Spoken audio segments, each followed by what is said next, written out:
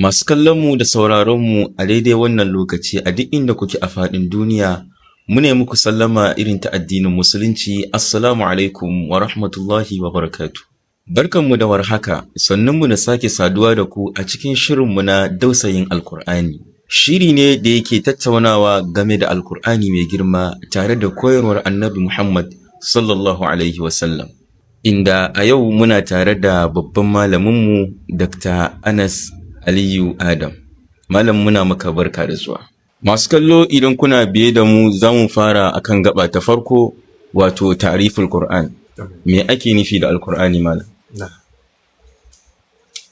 نعم بسم الله الرحمن الرحيم إن الحمد لله نحمده ونستعينه ونستغفره ونعوذ بالله من شرور أنفسنا ومن سيئات أعمالنا من يهده الله فلا مضل له ومن يضلل فلا هادي له وأشهد أن لا إله إلا الله وحده لا شريك له وأشهد أن محمدا عبده ورسوله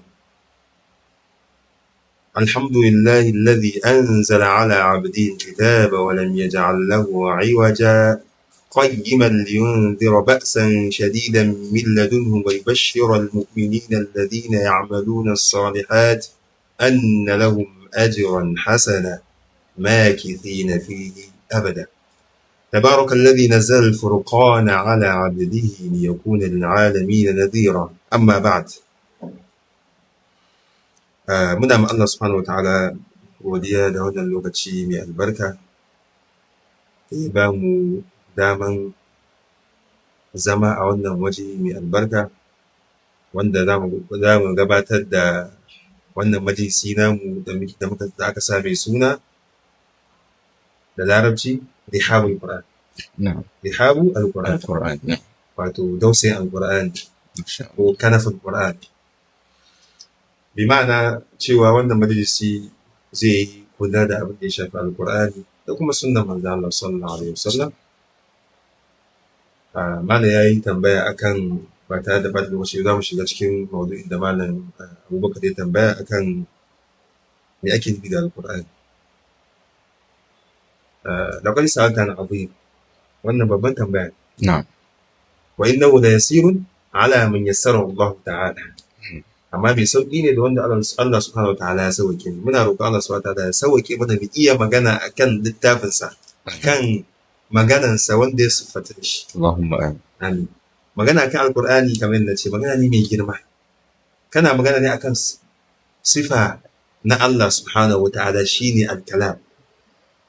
Kana magana ne akan babban mu'jizan manzon Allah sallallahu alaihi wasallam al-khalida.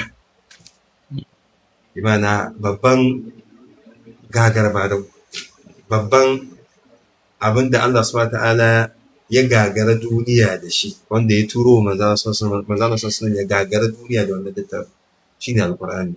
To abu ne mai girma, haka subhanahu ta'ala shi ma yake girmama yake gayan girma alqur'ani a cikin littafinsa. Wa innahu kitabun aziz wa innahu kitabun aziz la ya'ti al-batil min bayni yadayhi min khalfihi وإنه في الكتاب لدينا لعلي حكيم.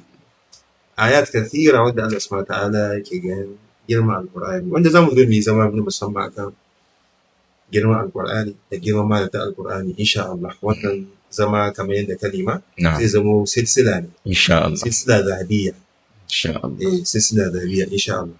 أما ينزو abinda malami ma ayi magana akai shine menene ma'anar alqur'ani. Kalmar alqur'an